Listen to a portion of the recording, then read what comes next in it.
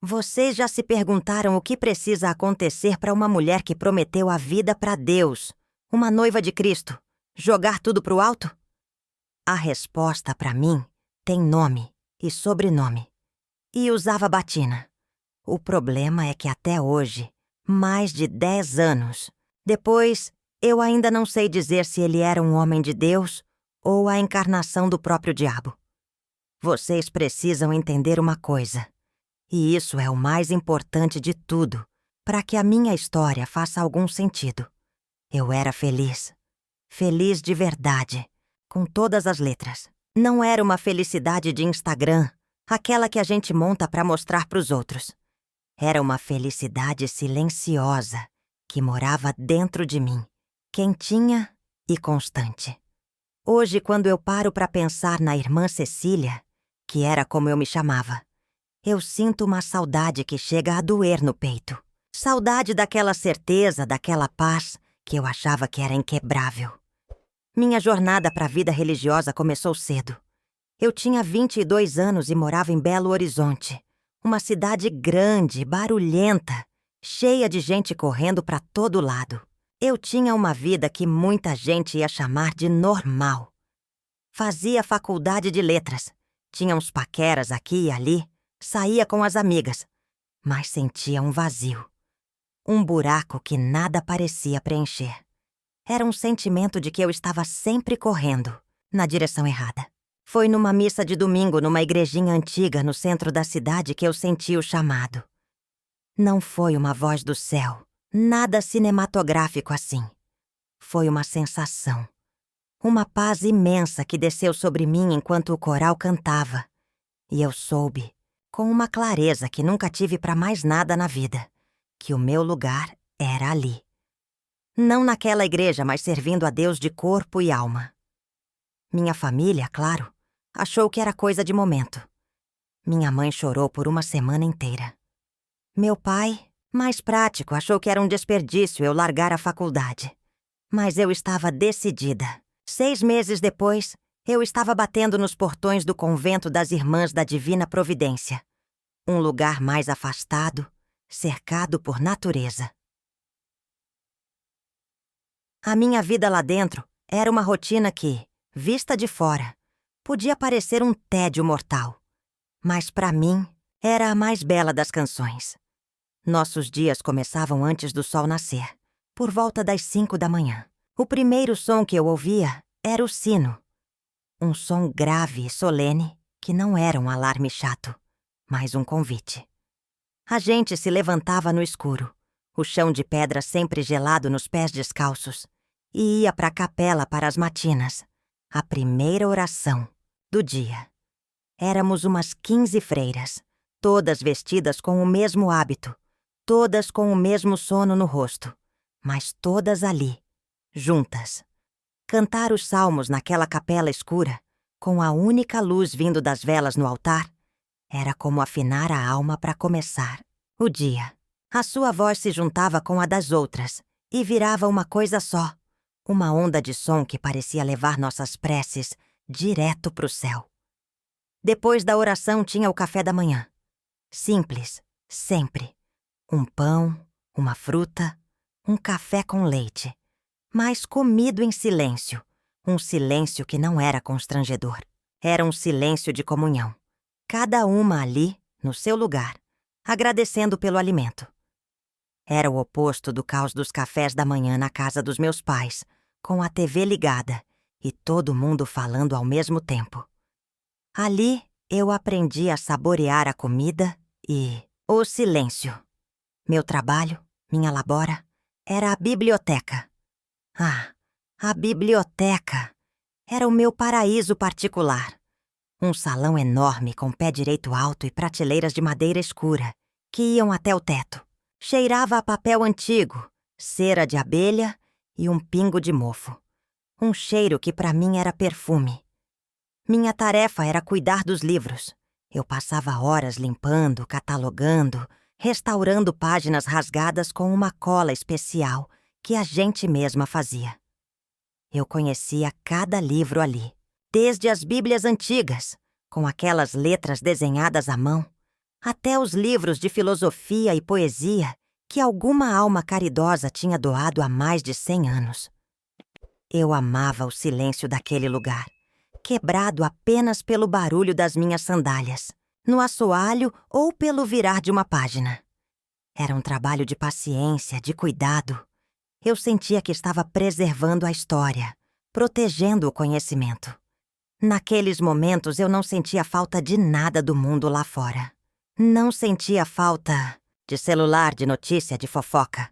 O meu mundo estava contido naquelas paredes, e era um mundo vasto e rico. O almoço era o nosso principal momento de comunidade. A gente comia a sopa e o prato principal preparado pela irmã Lúcia, uma baixinha sorridente que tinha o dom de fazer milagre com poucos ingredientes. Às vezes, a Madre Superiora lia um trecho da vida de um santo enquanto a gente comia. Era um jeito de alimentar o corpo e o espírito ao mesmo tempo. Depois, um breve descanso e voltávamos aos nossos afazeres. Eu, para minha amada biblioteca. Outras iam para a horta, para a costura, para a limpeza. Tudo era feito com uma dedicação, uma presença, que eu nunca tinha visto em lugar nenhum. Ninguém trabalhava de má vontade porque a gente entendia que aquele trabalho era também uma forma de oração. O fim da tarde era mágico. O sol entrava alaranjado pelos vitrais da capela durante as vésperas. A oração do entardecer. A gente agradecia pelo dia que tinha passado, por todas as pequenas bênçãos. Eu olhava para os rostos das minhas irmãs e via paz. Via propósito. Eram mulheres de 40, 60, até 80 anos, que tinham dedicado a vida inteira àquilo. E tinham uma serenidade no olhar que eu almejava ter um dia. Elas eram meu espelho, meu futuro. Depois do jantar, mais simples ainda que o almoço, vinham as completas, a última oração. Era a despedida do dia, a entrega da nossa alma a Deus. Durante a noite, o grande silêncio começava depois disso, e não era permitido falar nada até a manhã seguinte. E nesse silêncio absoluto, eu me deitava na minha cama, que era só uma esteira de madeira com um colchão fino, e me sentia a pessoa mais segura e amada do mundo. Eu me sentia protegida. Protegida da violência do mundo, das decepções, das incertezas da vida. A minha vida tinha um roteiro claro, um propósito inabalável. Eu era a irmã Cecília, noiva de Cristo, e morreria sendo ela velhinha e feliz, cuidando dos meus livros. Eu tinha certeza absoluta disso. Uma certeza tão sólida quanto as paredes de pedra daquele convento. Mal sabia eu que até a pedra mais sólida pode ser transformada em pó. Bastava a tempestade certa chegar, e ela estava a caminho. A vida no convento, como eu disse, era um rio de águas calmas, e por mais de 10 anos o barqueiro desse rio foi o Padre Anselmo. Ah, o Padre Anselmo. Ele era a personificação da rotina. Um senhor de quase 80 anos com as costas curvadas, de tanto se debruçar sobre os livros e a voz mansa, quase um sussurro. As missas dele eram previsíveis. A gente sabia de cor e salteado cada gesto, cada pausa, cada sermão sobre a importância de seguir as regras. Ele era um bom homem, não me entenda mal, tinha um coração puro, mas faltava nele o fogo, a paixão. A fé que ele passava pra gente era uma fé morna, confortável, como um cobertor velho que já não esquenta mais, mas a gente usa por costume. A gente respeitava o Padre Anselmo, mas ninguém saía da missa dele sentindo o coração arder. A gente saía conformado, e para nós aquilo bastava, até que um dia o inevitável aconteceu. A saúde do Padre Anselmo, que já era frágil, piorou de vez. Ele foi transferido para uma casa de repouso para padres idosos, um lugar mais perto da capital, com mais recursos médicos. A gente fez uma missa de despedida. Foi triste, claro. Era o fim de uma era. E com o fim daquela era, veio a pergunta: e agora? Por umas 3 semanas, Tivemos um padre substituto que vinha só aos domingos. Mas na primeira segunda-feira do mês de maio, a Madre Superiora, durante o café da manhã, quebrou o silêncio com uma notícia. Minhas irmãs, ela disse com aquela voz calma que impunha respeito. A diocese nos enviou um novo pároco. Ele se chama Padre Ricardo e chegará na próxima semana para assumir permanentemente nossos cuidados espirituais. Nossa! Aquele anúncio foi como uma pedra jogada no nosso lago de águas paradas. De repente, um murmúrio tomou conta do refeitório. Quem era ele? Era velho? Era novo? Vinha de onde? A curiosidade, um sentimento que a gente tentava sempre manter sob controle, borbulhou em todas nós. Naquela semana, o convento tinha um novo assunto. Durante os trabalhos na horta, na costura, a gente cochichava. Será que ele vai ser rígido como o padre Anselmo? Perguntava uma. Tomara que ele goste do bolo de fubá da irmã Lúcia. Dizia outra. Eu, na minha biblioteca, me pegava imaginando como ele seria. Eu só pedia a Deus que ele fosse um homem de paz, que não viesse para bagunçar a nossa harmonia tão bem construída. Coitada de mim. Eu estava pedindo para a chuva não molhar. Ele chegou numa terça-feira. O dia estava ensolarado, um céu azul que parecia pintado. Eu estava no jardim da frente podando umas roseiras, quando o portão de ferro rangeu e um carro, preto, um modelo bem mais novo do que estávamos acostumadas a ver por ali, entrou lentamente. Dele desceu um homem que, de cara, eu vi que não tinha nada a ver com o padre Anselmo. Ele não era um menino. Devia ter seus 38, talvez 40 anos. Era alto, e o hábito preto parecia assentar nele de um jeito diferente, não? Parecia um peso, mas uma escolha. Tinha o cabelo escuro, curto, e um sorriso que apareceu no rosto assim que ele viu a Madre Superiora vindo recebê-lo. Mas o que me paralisou por um segundo foram os olhos. Eram escuros, intensos, e ele não olhava por cima, de passagem. Ele olhava e parecia que estava enxergando a gente por dentro. Ele cumprimentou a madre com um respeito que era ao mesmo tempo formal e caloroso. Eu, de longe, com a tesoura de poda na mão, senti uma coisa estranha. Uma agitação. Era como se o ar do convento, que sempre foi parado, de repente tivesse ganhado eletricidade. A prova de fogo foi no domingo seguinte, na sua primeira missa. A capela estava mais cheia que o normal. Além de nós, as 15 freiras. Alguns poucos moradores do vilarejo próximo também vieram para conhecer o novo padre. E foi ali que o furacão começou a se formar. Ele subiu no altar com uma confiança que beirava a ousadia. A voz dele não era um sussurro. Era firme, clara e preenchia cada canto da capela. Mas o sermão... o sermão. Foi ali que ele nos ganhou. E me ganhou. Ele não leu de um folheto. Ele falou de coração. O tema era sobre o hábito da fé. Ele usou o nosso próprio hábito como metáfora. Ele disse: muitas vezes nossa fé vira um costume, como uma roupa que a gente veste todo dia sem nem pensar. A gente se acostuma com o tecido, com o peso, e esquece o porquê de usar. A gente corre o risco de viver uma fé de fachada, uma fé de hábito, e esquecer de cultivar o amor aqui dentro. E ele apontou para o próprio peito. Deus não quer que a gente apenas vista o uniforme da santidade.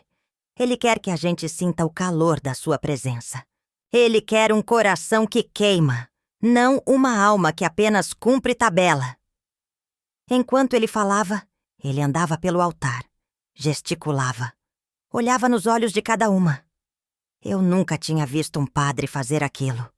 Era mais como uma palestra, uma conversa. Ele citou um poeta brasileiro que eu amava e que estava em um dos livros da minha biblioteca. Ele falou de como Deus se manifesta num gesto de perdão, numa palavra de conforto a uma irmã, e não só nos rituais.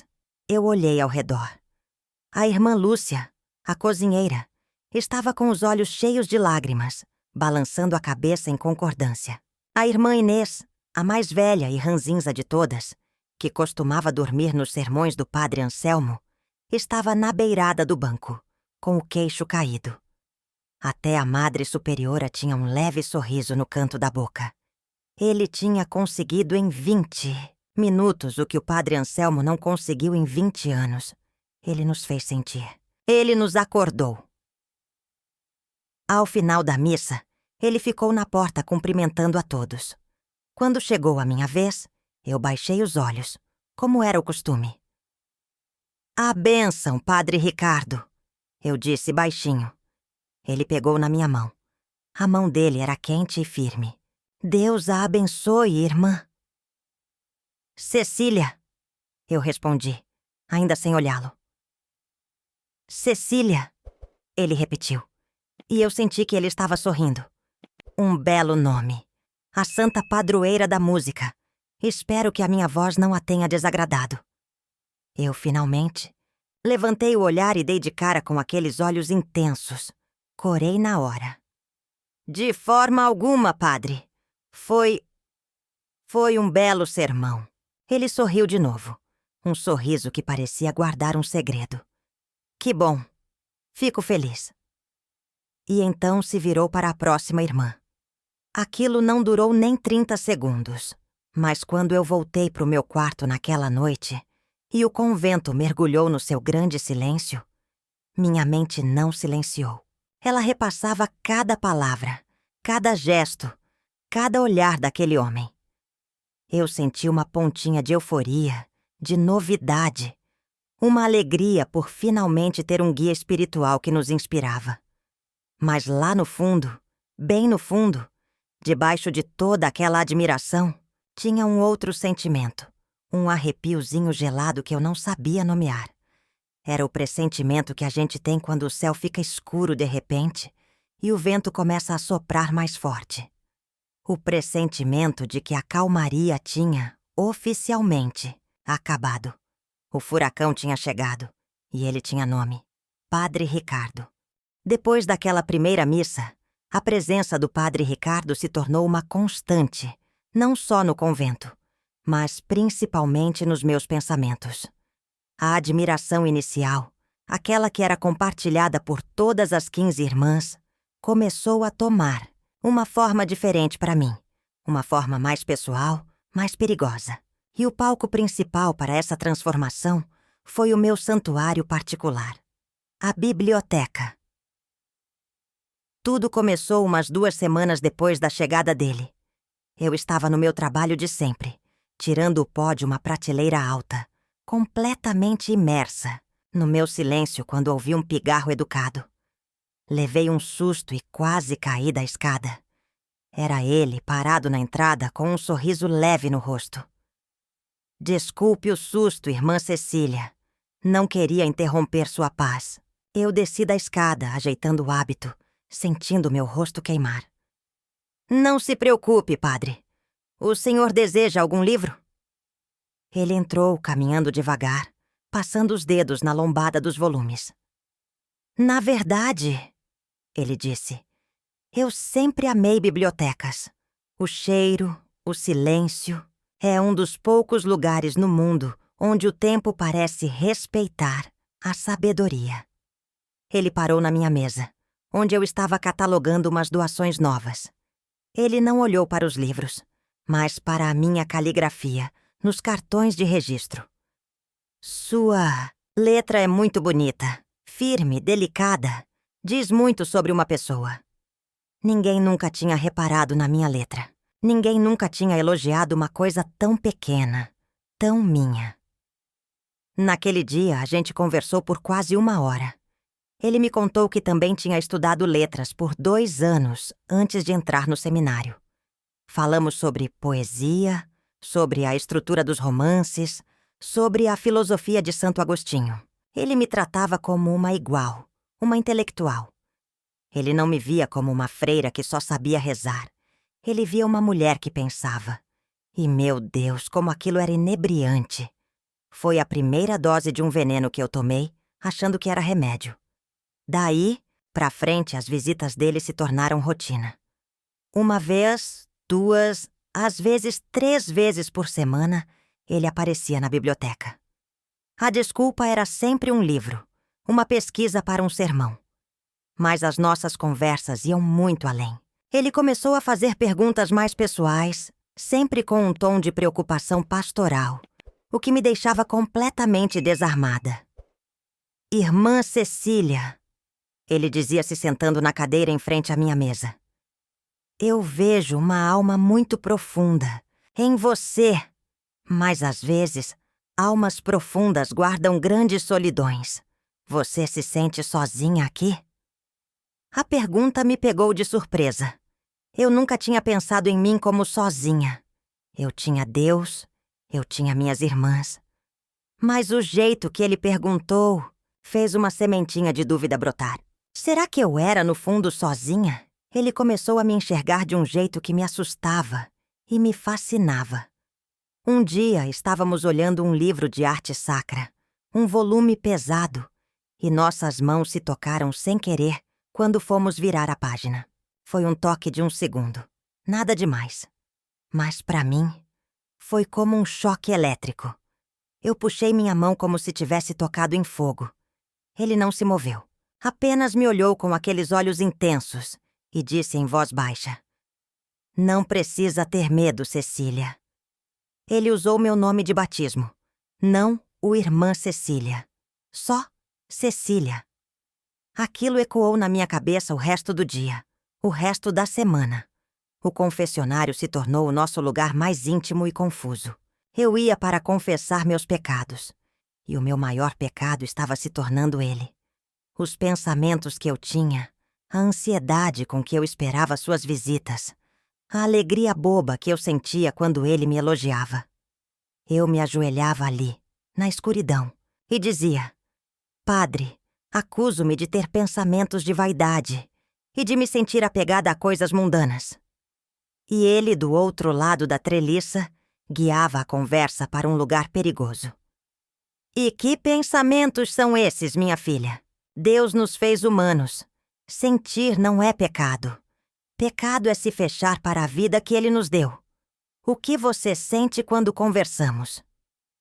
Eu ficava sem palavras. Ele estava me dando permissão para sentir.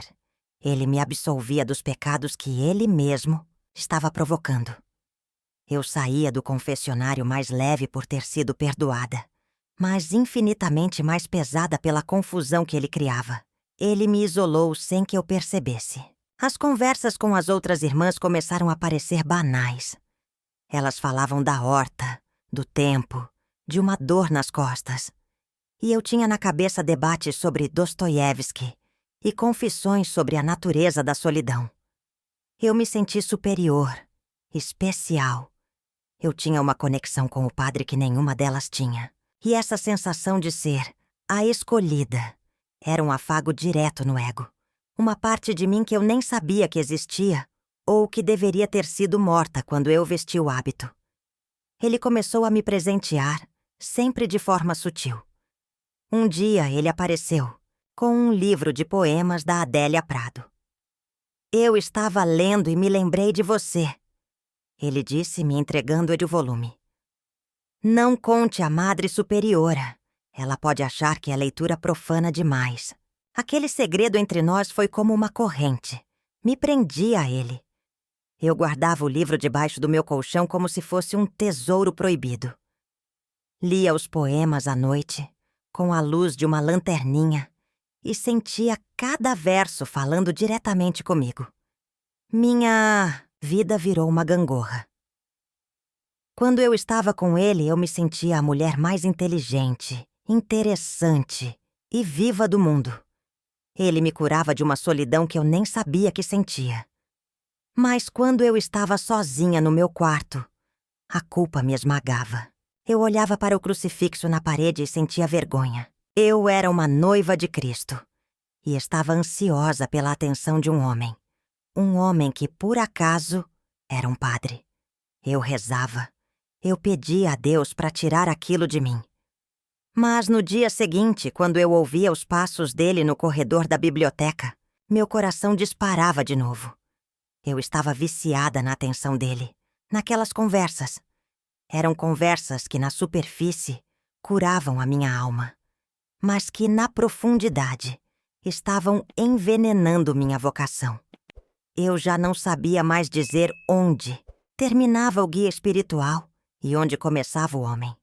E o pior de tudo, eu não tinha mais certeza de qual dos dois eu preferia. A minha rotina de conversas com o Padre Ricardo continuou, e eu me sentia cada vez mais presa naquela teia de admiração e culpa. Eu vivia para aqueles momentos na biblioteca, para aquelas confissões que mais pareciam sessões de terapia. Eu estava tão cega pela atenção que ele me dava, tão inebriada por me sentir especial, que comecei a ignorar os pequenos sinais de alerta. Eu justificava tudo.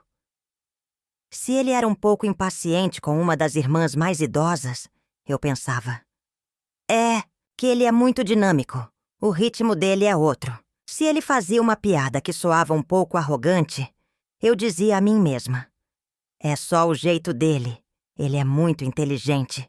Às vezes, as pessoas não entendem. Eu me tornei a advogada de defesa dele dentro da minha própria cabeça. Até o dia da quermesse. A quermesse anual da paróquia era o maior evento do nosso calendário.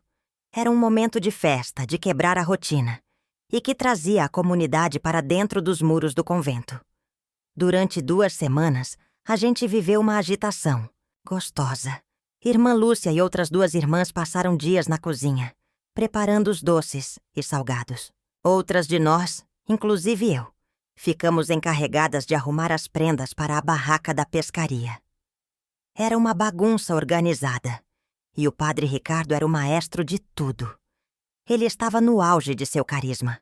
Resolvia problemas, delegava tarefas, sorria para as voluntárias da comunidade, conseguia doações. Eu o observava de longe, e minha admiração só crescia. Ele era um líder nato, um homem de ação, não só de palavras. Eu pensava com orgulho: olha só o homem que Deus enviou para nós. O dia da festa chegou, um sábado ensolarado. O pátio do convento estava lotado. Crianças corriam, a música tocava, o cheiro de pastel e canjica estava no ar. Eu fiquei responsável por ajudar na barraca de livros e artigos religiosos, um canto mais tranquilo. De lá, eu tinha uma visão privilegiada de todo o movimento.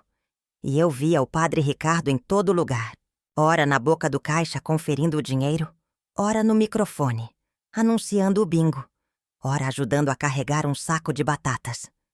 Ele estava suado, com a batina um pouco empoeirada, mas parecia incansável, um gigante. A festa foi um sucesso. No final da noite, quando as últimas famílias já tinham ido embora, e só restavam os voluntários e nós, as freiras, para arrumar a bagunça, foi que o verniz dele começou a trincar. O cansaço tinha chegado para todos. A gente estava contando o dinheiro arrecadado em uma salinha nos fundos da capela. Estavam lá a Madre Superiora, o Padre Ricardo, eu e o seu Mário. O seu Mário era um senhor de mais de 70 anos, viúvo, que dedicava a vida àquela igreja. Ele era o tesoureiro honorário da paróquia há uns 30 anos. Um homem bom, honesto, mas já com o raciocínio um pouco mais lento pela idade. Enquanto contavam o dinheiro da barraca da pescaria, surgiu uma diferença. Coisa pouca, uns 15 ou 20 reais. Provavelmente um troco errado. Algo normal em meio a tanta confusão. Mas a reação do Padre Ricardo não foi normal. A Madre Superiora disse com sua calma habitual: não se preocupe, Mário. Isso acontece. A gente ajusta depois. Mas o Padre Ricardo bateu a mão na mesa. Não foi um tapa forte, mas o som seco fez todos nós pularmos. Acontece? Madre, com todo respeito, não acontece, não. O que acontece é a falta de atenção. A voz dele tinha mudado. Não era a voz aveludada do sermão, nem a voz calorosa das nossas conversas. Era uma voz fria, cortante como uma faca, Ele se virou para o seu Mário, que o olhava assustado, com as mãos trêmulas sobre as notas. O senhor não consegue fazer uma conta simples, seu Mário. Será que eu vou ter que pedir para uma das crianças da catequese vir aqui conferir o seu trabalho? Durante 30 anos o senhor fez isso e ainda não aprendeu? Foi cruel, humilhante. Ele não gritou, o que foi pior. Ele falou baixo, mas cada palavra era carregada de um desprezo que eu nunca tinha visto em ninguém. O rosto do seu Mário, sempre tão corado e sorridente, ficou pálido, cinzento. Ele encolheu os ombros e não conseguiu dizer uma palavra. Ele só olhava para as próprias mãos, derrotado. Eu fiquei paralisada. Era como se uma máscara tivesse caído e por trás dela eu visse um monstro. Um monstro frio e arrogante. A Madre Superiora, percebendo o clima horrível, interveio com firmeza. Ricardo, já basta. O seu Mário merece nosso respeito. O cansaço nos deixa nervosos. Vamos encerrar por hoje. Ele a fuzilou com os olhos por um segundo. Depois, respirou, fundo, como se estivesse se forçando a voltar para o personagem. A senhora tem razão, madre. Peço perdão pelo meu zelo excessivo. Ele não pediu perdão ao seu Mário. Ele se justificou para a madre. Eu saí dali com o estômago revirado. Fui para a biblioteca, meu refúgio. Mas o lugar não me trouxe paz. Eu me sentei no escuro, tentando processar o que eu tinha visto. O homem que falava de um Deus de amor e perdão tinha acabado de esmagar um velhinho por causa de R$ 20. A imagem dele, perfeita, tinha se quebrado em 1000 pedaços. 1 hora depois, ouvi passos. Era ele. Ele acendeu a luz e me viu sentada ali. Cecília, eu imaginei que estaria aqui. Ele se aproximou, com o rosto agora demonstrando um cansaço sereno. Você viu o que aconteceu lá, não viu? Eu apenas assenti com a cabeça, incapaz de falar. Ele se sentou e passou a mão no rosto. Eu sou passional, Cecília. Essa é a minha maior virtude e o meu maior defeito. Eu me entrego de corpo e alma a tudo que eu faço. A obra de Deus não pode ser feita de qualquer jeito, com mediocridade. E quando eu vejo falta de cuidado, falta de excelência, eu perco a paciência. Eu sei que fui duro com o Mário. Vou conversar com ele amanhã. Mas eu preciso que as pessoas ao meu redor tenham o mesmo comprometimento que eu tenho. Ele olhou fundo nos meus olhos. Eu sei que você entende. Você, com seu cuidado com os livros, com sua inteligência. Você sabe que a busca pela perfeição exige rigor. Às vezes, um rigor que assusta os outros. E ali estava a mágica do manipulador. Em menos de 5 minutos, ele transformou sua crueldade em zelo, seu temperamento em paixão. E ainda me puxou para o lado dele, me fazendo cúmplice da sua busca pela perfeição. Eu queria gritar. Queria dizer que o que ele fez foi nojento, foi errado. Mas eu não consegui. Eu só balancei a cabeça de novo. E ele sorriu, um sorriso triste e cansado. Eu sabia que você entenderia. Ele se levantou e foi embora, me deixando sozinha com uma confusão 1000 vezes pior do que antes. Porque até aquele dia, eu achava que o perigo estava nos meus sentimentos por ele. Naquele dia, eu comecei a achar que o perigo era ele. O homem de verdade, aquele que vivia escondido por trás da batina do padre. E pela primeira vez eu tive medo. Medo de verdade. Depois daquela noite terrível da quermesse, uma parte de mim queria correr. Queria se trancar na biblioteca e nunca mais dirigir a palavra ao padre Ricardo. O medo que eu senti ao ver a sua frieza foi real. Mas um manipulador experiente não deixa sua presa escapar com um susto. Pelo contrário, ele usa o medo como uma ferramenta. Ele te assusta e depois te oferece o conforto. E esse alívio é tão poderoso que te prende mais do que a gentileza constante jamais conseguiria. E foi exatamente esse o jogo que ele começou a jogar comigo. Nos dias seguintes, ele se transformou no homem mais doce e atencioso do mundo. Era como se ele soubesse que precisava apagar a imagem do monstro que eu tinha visto. Ele intensificou as visitas à biblioteca, mas agora com um ar de confidência, de quem compartilha um segredo. Ele trazia um livro raro que tinha achado, dizendo: "Guardei para te mostrar primeiro, Cecília. Só você entenderia a importância disso." Ele me pedia conselhos para os sermões, tratando minha opinião como se fosse um oráculo. Essa passagem ficou muito dura? Você que tem a alma mais sensível, o que acha? Ele me colocou em um pedestal, me fazendo sentir não apenas especial, mas indispensável para o ministério dele. Aos poucos, a imagem do homem cruel foi se esvaecendo, e eu comecei a pensar que talvez eu tivesse interpretado tudo errado. Comecei a me sentir culpada por tê-lo julgado tão duramente.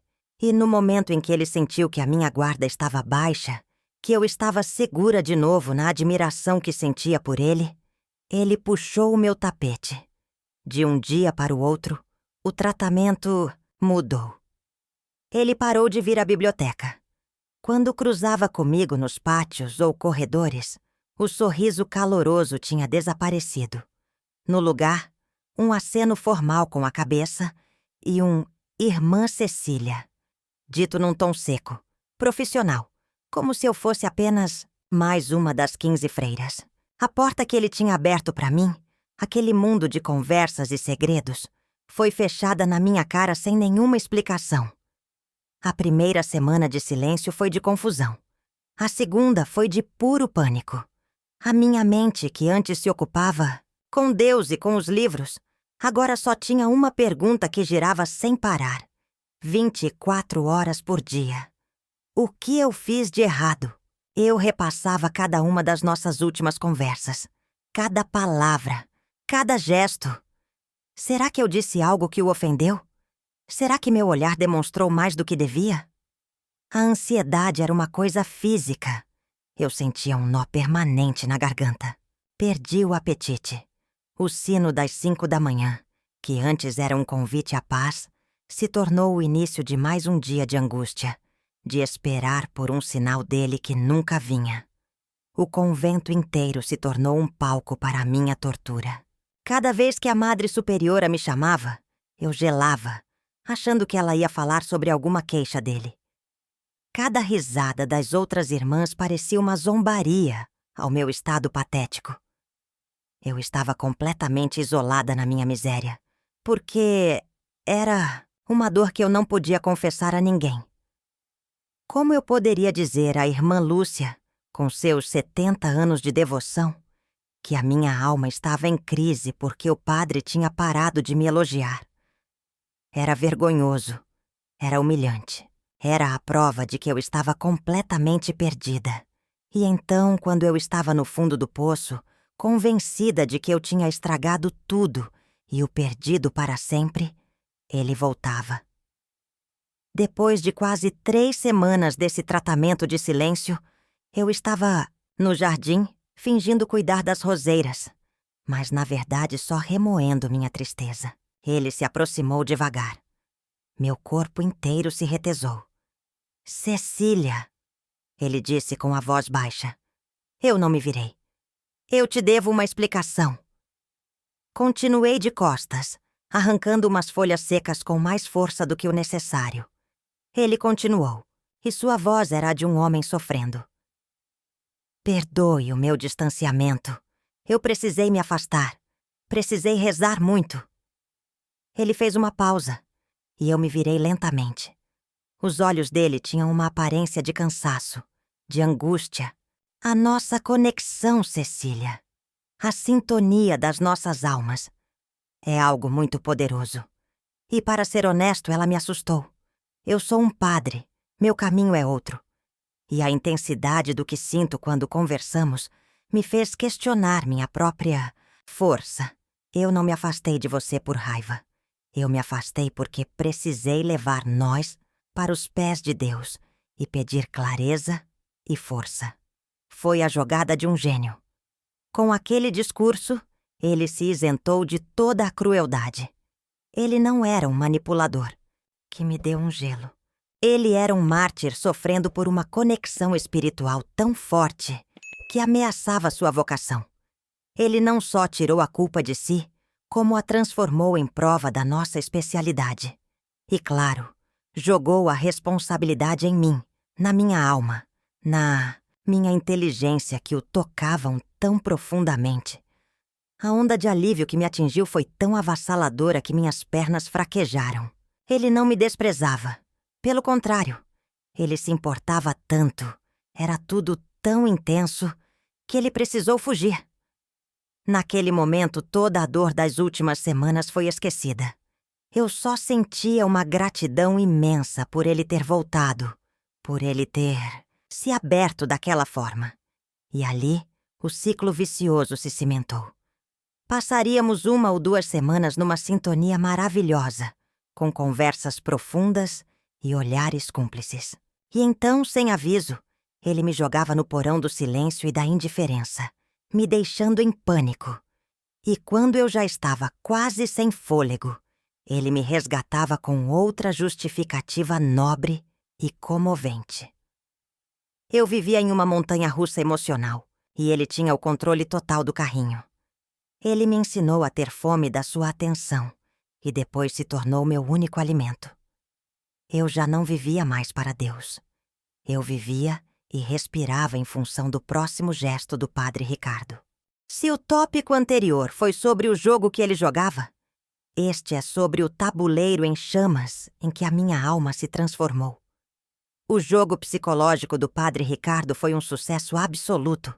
Ele conseguiu exatamente o que queria: me quebrar por dentro a ponto de eu não saber mais quem eu era, no que eu acreditava, ou para onde ir. Ele me empurrou para dentro de um inferno particular, um lugar sem chamas ou gritos, mas com um silêncio e um frio que congelavam a alma. E nesse inferno só existia uma pergunta, repetida como um mantra de tortura: Deus ou ele? Minha rotina, que antes era meu porto seguro, virou minha penitência. Acordar às 5 da manhã com o som do sino não era mais um convite à oração. Era o início de mais um ciclo de sofrimento. Meu corpo começou a gritar o que a minha boca não podia dizer. Eu perdi mais de 8 quilos. O hábito, que antes me servia perfeitamente como uma segunda pele, agora pendia em mim como se estivesse em um cabide. Quando eu me olhava no pequeno espelho do meu quarto, eu via uma estranha. Os olhos, que antes eram serenos, agora eram 2 covas escuras e assustadas. A pele, antes corada pelo sol que eu tomava no jardim, estava pálida, quase transparente. Era o corpo de uma pessoa doente, e a minha doença era ele. A capela se tornou meu lugar de maior tormento. Antes eu entrava ali e sentia a paz me abraçar. Agora, eu sentia as paredes me esmagando. Eu tentava rezar. Eu juro por tudo que um dia foi sagrado para mim que eu tentei. Eu pegava meu rosário, cujas contas eu conhecia de cor pelo toque, e começava: Ave Maria, cheia de graça. E a minha mente me traía. A imagem que vinha não era a da Virgem Santíssima, mas a do sorriso dele na biblioteca. O Senhor é convosco. E eu ouvia a voz dele me chamando de Cecília, naquele tom íntimo que só ele usava. Uau, bendita sois vós entre as mulheres. E eu sentia o fantasma do toque da mão dele sobre a minha, ao virar a página daquele livro. Era uma profanação.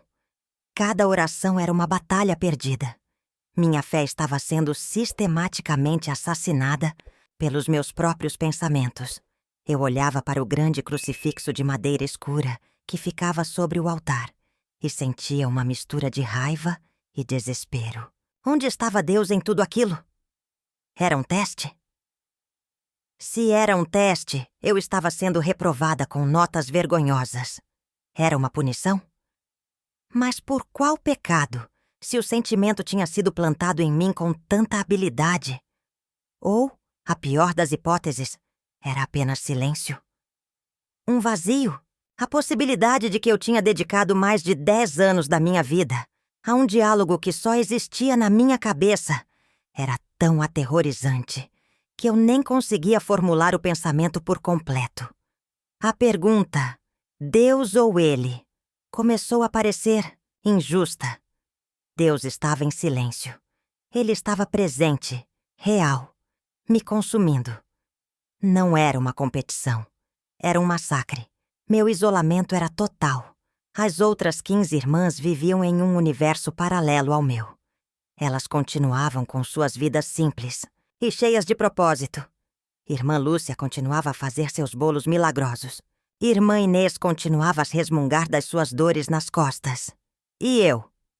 Eu era um fantasma que se arrastava entre elas com um sorriso falso no rosto. A preocupação delas só piorava tudo. Você precisa de um tônico, minha irmã, dizia uma. Vou rezar por você, prometia a outra. E eu agradecia, sabendo que nenhuma reza delas poderia alcançar a profundidade do meu problema. Eu estava doente de um mal que tinha nome e usava batina. Eu estava sozinha, mais sozinha do que jamais estive na minha vida antes do convento, no meio da multidão de Belo Horizonte. Um dia, arrumando um baú antigo na biblioteca, encontrei uma pequena caixa com pertences da minha época de noviça. Dentro dela, uma foto. Era eu com 22 anos, no dia em que recebi o hábito pela primeira vez. Meu rosto na foto era luminoso. Eu tinha um sorriso que vinha de dentro, os olhos brilhando com a certeza de quem encontrou seu lugar no mundo. Eu olhei para aquela menina por um longo, longo tempo. Quem era ela? Onde estava aquela fé inabalável? Onde estava aquela paz? Eu coloquei a foto ao lado do meu reflexo em um vidro escuro da estante. E a mulher que me encarou de volta era uma estranha. Uma criatura pálida, abatida, com o olhar de um animal encurralado. A menina da foto tinha Deus. A mulher no reflexo tinha o Padre Ricardo. E eu percebi com uma dor física no peito que era impossível ser as duas. Uma tinha matado a outra. As noites eram a pior parte. O grande silêncio do convento era o momento em que meus demônios internos gritavam mais alto. Eu me deitava na cama e o filme começava a rodar na minha cabeça. As conversas, as humilhações veladas, os elogios, a frieza, o calor. A montanha-russa funcionava sem parar. Eu me sentia suja, cúmplice. Eu tinha deixado aquele homem redefinir o meu valor. Eu, uma noiva de Cristo, estava vivendo em função da aprovação ou desaprovação de um homem. Um homem que eu nem sabia mais se era bom ou mau. Só sabia que ele era o meu dono. Naquele inferno, eu parei de lutar. A exaustão venceu. Eu já não pedia mais a Deus para me libertar dele. Eu já não pedia a ele para me notar. Eu não pedia mais nada. Eu entrei em um estado de apatia, de desespero silencioso. Eu continuava a fazer minhas tarefas no automático, um autômato de hábito. Eu era uma casca vazia. O inferno tinha me consumido por dentro, e só restava a fachada da irmã Cecília. E eu sabia, com uma clareza gelada, que aquilo não podia durar. Uma casca oca, mais cedo ou mais tarde, quebra. Eu estava apenas esperando o estalo final. Eu estava vivendo em um piloto automático de desespero, uma morta-viva vagando pelos corredores do convento. Eu achava que ia me apagar aos poucos, desaparecer dentro daquele hábito que já não me servia mais. Mas toda represa, por mais forte que seja, tem um ponto de ruptura. E a minha gota d'água veio em uma tarde chuvosa de terça-feira. Uma tarde que eu nunca vou esquecer. Eu estava voltando da capela e precisei passar perto da sacristia, que ficava ao lado do pequeno escritório do Padre Ricardo. A porta estava entreaberta e eu ouvi vozes. Uma era a dele, inconfundível. A outra era de um homem que eu não conhecia. Uma voz mais grave, de alguém da cidade. Eu não ia parar para ouvir. Meu instinto era fugir de qualquer coisa relacionada a ele. Mas então eu ouvi meu nome, ou melhor, meu apelido de cela. A irmãzinha da biblioteca, ele disse. E o tom era de zombaria. Eu parei, colada, na parede fria do corredor, o coração martelando contra as minhas costelas. É um caso interessante, continuou o padre Ricardo. Uma alma devota, inteligente, mas com uma carência. Uma carência do tamanho do mundo. Bastaram alguns poemas, umas conversas sobre a alma, e ela se abriu como um livro. É impressionante o que um pouco de atenção focada pode fazer. Elas passam a vida inteira querendo ser vistas por Deus, mas se um homem as enxerga primeiro, o jogo vira. Ele deu uma risada baixa, uma risada que me gelou o sangue. O outro homem perguntou algo que não consegui ouvir direito, e a resposta do padre Ricardo foi a pá de cal, no caixão da minha antiga eu. Não, de forma alguma, ele disse. Não há pecado carnal, se é o que te preocupa. O jogo é puramente psicológico. É sobre controle, sobre poder. É um estudo fascinante sobre a fragilidade da devoção. Com um pouco de poesia e atenção, meu caro, você consegue o que quiser delas. A carência é a chave de tudo. A ficha caiu, mas não foi uma queda barulhenta. Foi um clique silencioso e mortal dentro da minha cabeça. Naquele instante, a Cecília apaixonada, a Cecília confusa, a irmã Cecília culpada. Todas elas morreram. A dor, a angústia, o amor, a raiva, tudo desapareceu. No lugar ficou um vácuo frio, límpido e terrivelmente sereno. Não havia mais nada para questionar. Não havia mais jogo. Eu tinha sido um experimento, um passatempo para o ego de um sociopata de batina. A humilhação foi tão profunda, tão absoluta, que ela me libertou. Ele não tinha mais nenhum poder sobre mim. Eu me virei e caminhei, sem fazer barulho, até o meu quarto. Não chorei. As lágrimas tinham secado há muito tempo. Eu me sentei na beirada da cama e fiquei ali, olhando para a parede, por uns 15 minutos. E pela primeira vez em mais de um ano, minha mente estava completamente silenciosa. E nesse silêncio, uma única frase se formou, clara e inegociável. Eu vou embora daqui, hoje. A decisão, depois de meses de agonia, foi a coisa mais fácil do mundo. A execução foi o desafio. Eu não tinha nada. Abri o pequeno baú onde guardava minhas coisas de antes do convento. Havia ali um vestido simples, que eu usava quando tinha 22 anos. Um par de sapatos velhos e uma pequena bolsinha com a minha identidade antiga e uns R$ 50 em dinheiro, que minha mãe tinha insistido que eu levasse. Olhei para o meu hábito, pendurado atrás da porta. Por mais de 10 anos, aquela foi a minha pele, a minha identidade. Com uma calma que não era minha, eu o tirei pela última vez. Vesti o vestido. O tecido fino e solto no meu corpo magro pareceu estranho. Profano! Eu me senti nua, exposta. Peguei um papel e uma caneta. Escrevi um bilhete para a Madre Superiora. Foi o texto mais curto e mais difícil da minha vida. Madre, a paz de Cristo. Venho por meio desta informar que minha vocação chegou ao fim. Agradeço por todo o acolhimento durante estes anos. Estou deixando o convento hoje. Adeus, Cecília. Sem acusações, sem drama.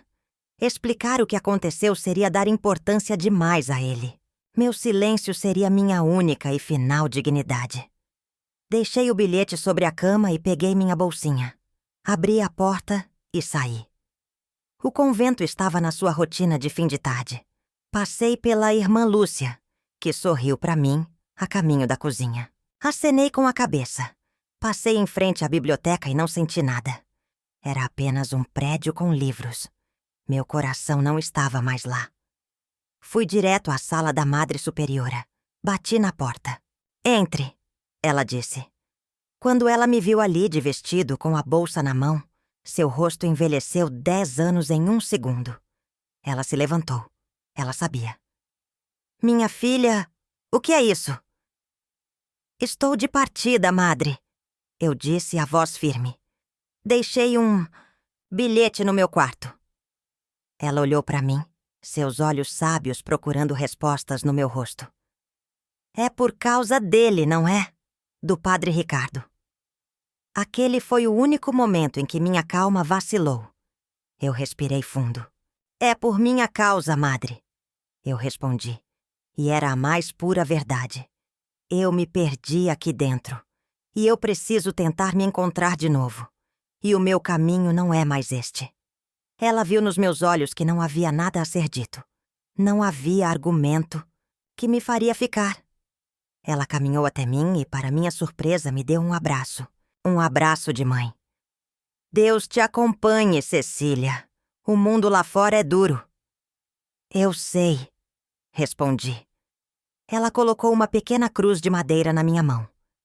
Leve, só para não se esquecer que ele não te abandona, mesmo quando você acha que sim. Com aquela cruz na mão e R$ 50 na bolsa, eu me virei e saí da sala dela. Caminhei pelo pátio, o mesmo pátio onde a quermesse tinha acontecido. Não olhei para trás. Cheguei ao grande portão de ferro. Girei a maçaneta pesada. O rangido dele se abrindo foi o som mais libertador que eu já ouvi. Pisei na estrada, de terra do lado de fora. O ar da chuva tinha um cheiro diferente ali. Cheirava a liberdade e a medo. Puxei o portão e ele se fechou com um baque surdo e final. Ponto final. Ali, com 34 anos, sem ter para onde ir, eu estava recomeçando. A minha vida do zero absoluto. Quando aquele portão de ferro bateu às minhas costas, eu me tornei, oficialmente, uma pessoa sem lugar no mundo. Com 34 anos de idade, tudo o que eu possuía era um vestido velho, uma bolsinha com a minha identidade e R$ 50. Por mais de 10 anos, minha vida tinha sido totalmente cuidada. Eu tinha um teto, comida, trabalho, um propósito. Ali, na beira daquela estrada de terra, eu não tinha nada. O medo era tão grande que era quase palpável. Um bicho gelado se enroscando no meu estômago. Mas misturado ao medo, havia algo mais. Um fiozinho de euforia. Pela primeira vez em muito tempo, o próximo passo dependia apenas de mim. Caminhei por uns 2 quilômetros até a pequena cidade vizinha. Gastei R$ 20 para passar a noite em uma pensão simples, que cheirava a mofo e solidão. Naquela primeira noite, deitada em uma cama que não era minha, ouvindo o barulho dos carros e das pessoas lá fora, eu não consegui dormir. Mas não era a insônia de antes, cheia de angústia. Era uma insônia de estranhamento, de redescoberta. Quem era a Cecília? O que ela gostava de comer? Que tipo de música ela ouvia? Eu não sabia as respostas para as perguntas mais básicas sobre mim mesma. Os primeiros meses foram uma luta pela sobrevivência. O dinheiro acabou em 3 dias. Engoli meu orgulho e liguei para os meus pais. A conversa foi difícil, cheia de "eu não te disse?" e de uma preocupação que vinha misturada com decepção. Mas eles, com todos os seus defeitos, eram meus pais. Me mandaram um pouco de dinheiro que me permitiu alugar um quartinho e procurar um emprego. Foi um choque de realidade. Que empresa contrataria uma ex-freira com um buraco de mais de uma década no currículo? Depois de muitas portas na cara, consegui um emprego em uma livraria. A ironia não me passou despercebida. Eu, que me refugiava nos livros para fugir do mundo, agora usava os livros para poder viver nele. Foi nesse trabalho, ganhando um salário mínimo, pagando meu aluguel, que eu comecei a juntar os meus cacos. Aos poucos, eu fui descobrindo as pequenas coisas. Descobri que adorava comida japonesa. Descobri que gostava de andar descalça em casa. Descobri que chorava em filmes de comédia romântica. Descobri o prazer de escolher minha própria roupa, de pintar minhas unhas, de poder tomar um sorvete na praça, sem que aquilo fosse um ato de rebeldia. Eu estava me reconstruindo peça por peça. E a minha fé? Essa foi a parte mais complicada. Por muito tempo, eu senti raiva de Deus. Raiva pelo silêncio, por ter me deixado cair naquela armadilha. Eu passei uns 2 anos sem conseguir entrar em uma igreja. A imagem da batina, o cheiro de incenso, tudo aquilo me dava náuseas, me trazia de volta a lembrança dele. Mas, com o tempo, a raiva foi se acalmando e virou outra coisa. Eu percebi que não tinha perdido Deus. Eu tinha perdido a religião. Tinha perdido a confiança na instituição, nos homens que a representavam. Meu reencontro com o sagrado foi fora das paredes da igreja. Foi em um pôr do sol na praia, na risada de uma criança, na beleza de uma música, na bondade de um estranho que me ajudou um dia na rua. Eu entendi que Deus era muito maior do que a caixinha em que eu o tinha colocado. E essa fé, uma fé mais livre, mais pessoal e mais madura, ninguém nunca mais poderia tirar de mim. Quanto ao Padre Ricardo, eu nunca mais o vi. Mas o mundo é pequeno. Alguns anos depois, por meio de uma pessoa que também tinha frequentado aquela paróquia, soube que ele tinha sido transferido novamente para uma cidade bem distante no interior do Nordeste. Aparentemente, outras queixas tinham surgido. A história se repetia. A instituição, em vez de cortar o mal pela raiz, apenas o podava e o replantava em outro jardim, para que ele pudesse crescer e envenenar outras almas. Saber disso me deu um último e triste alívio. Confirmou que a louca não era eu.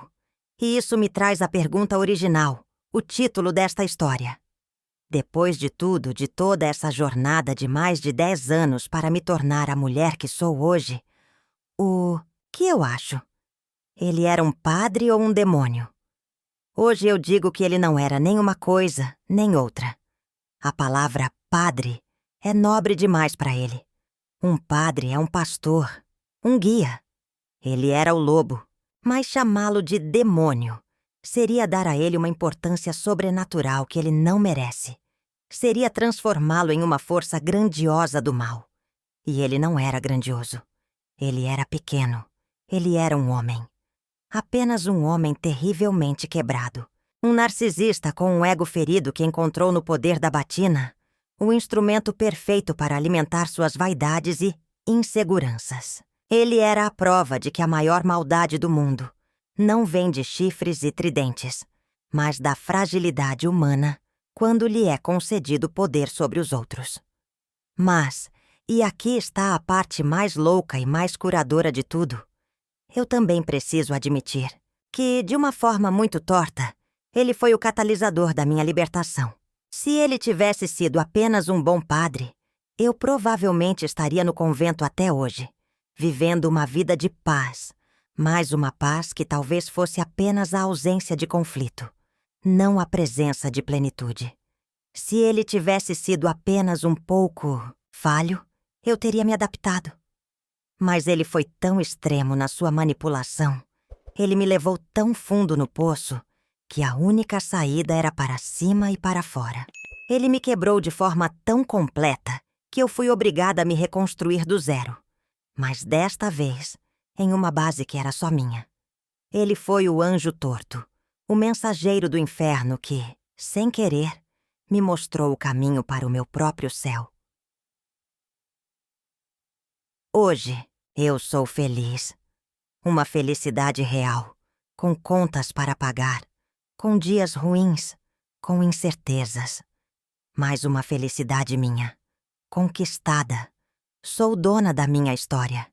E essa força, essa posse sobre mim mesma, eu precisei passar por ele para encontrar. Agora, eu quero te fazer uma pergunta. E você? Já conheceu algum anjo torto na sua vida? Alguém que te fez muito mal, mas que, no fim das contas, te forçou a encontrar uma força que você nem sabia que tinha? Me conta a sua história aqui nos comentários. Eu vou adorar ler cada uma e saber que nessa jornada de transformar dor em força, eu não estou sozinha.